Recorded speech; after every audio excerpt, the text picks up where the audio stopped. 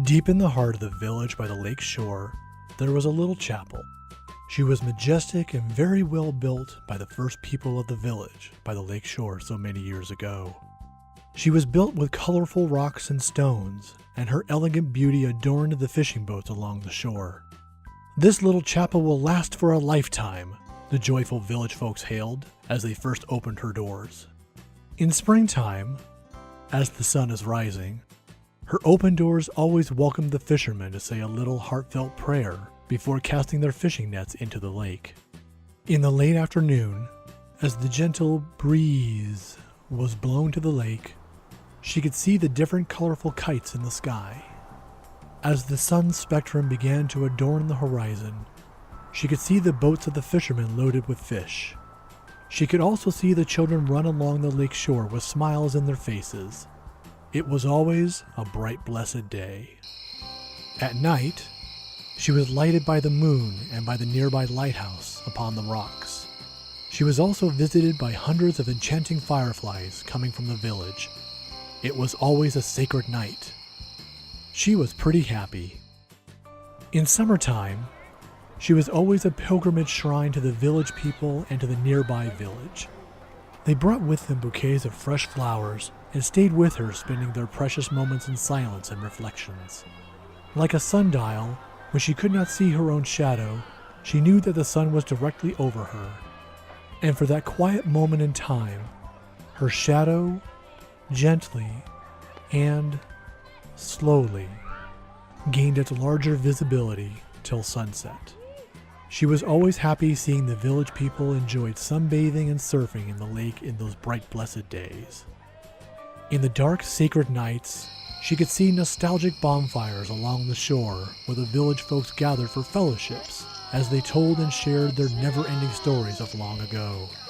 She could hear their laughters and the melodic, lively sounds. Do, re, mi, fa, sol, la, ti, do of the guitar as the gentle wind passed by. She was pretty happy. In autumn, when the golden leaves of the maple trees were blown and landed along the shore, she could see the children and adults alike dressed in their Sunday best, carrying fruits and vegetables to be shared to others. She could see small mountains of hay throughout the fields as the village people came whistling and the birds flying south. It was always a bountiful harvest. At lunchtime, she could see the village people set the long table full of fruits and food for their Thanksgiving. And after a little prayer, she always heard, "Happy Thanksgiving." She was pretty happy. In wintertime, as the cold wind from the north approached and the lake began to freeze, she was delighted. The children and the adults alike were ice skating as the tiny droplets of snow fell on their heads and shoulders. In her usual open doors, the village people found her welcoming, serene, and comforting. She could hear the beautiful and classic Christmas carols, jingle bells, jingle all the way, as she rang her bronze bell above and echoing its angelic tunes throughout the shoreline. These were always the sights and sounds of Merry Christmas that she had seen and heard over the years. She was pretty happy. In the springtime of the following years, she saw roads, boardwalks, and little cafe stalls built alongside of her. The village people were happier and busier in their once sleepy Lakeshore's village. She was a little bit worried, for they seemed to have forgotten her. The village folks became city dwellers. She was pretty sad. In the summertime of the following years, she saw boats in the lake, small ones and big ones. Soon, bridges were built, and the lighthouse was torn down, tall buildings and big hotels replacing it. More roads and freeways were built alongside and above her. She could hear the constant noises of the trucks, buses, cars, and the choo-choo-choo-choo trains in the subways. The village folks became metropolis dwellers. She was pretty sad. In the autumn time of the following years, she saw big trucks of cements and sand, bulldozers, cranes, and other heavy construction equipment on the lake shore. She saw the city dwellers completely cover the lake with concrete, cement, and stone to make room for an airport. "Oh, what have you all done?" she cried.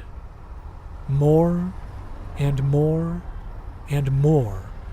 Bigger and taller buildings were built. Skyscrapers they were. At night, she could not see the moon nor the twinkling stars anymore. The fireflies completely disappeared. She was pretty sad. In the winter time of the following years, she could hear the zooming of the airplanes and jumbo jets above her. The sounds of the cars and trains in the subways and the polluted air gave her constant headaches. She was still standing there with her doors now completely closed. The metropolis dwellers just passed by in front of her. She was pretty sad.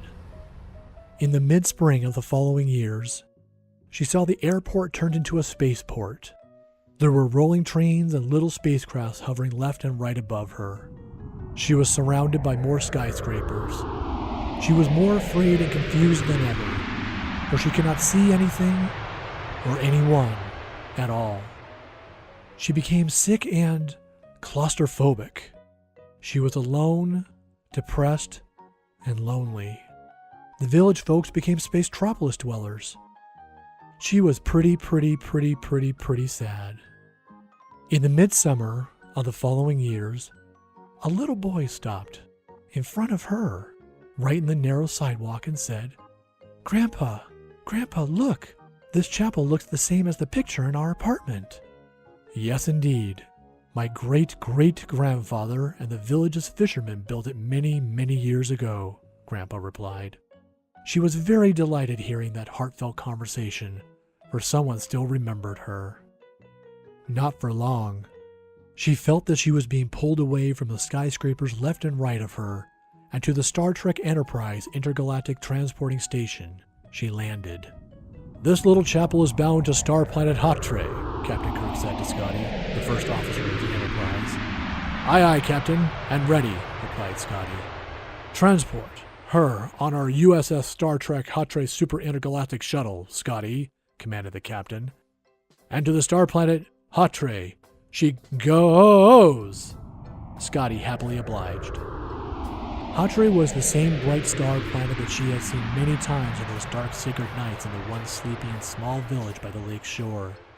Soon, the village people of the planet, Hatre, found a perfect and serene place for her, by the lake and near the lighthouse on the cliff.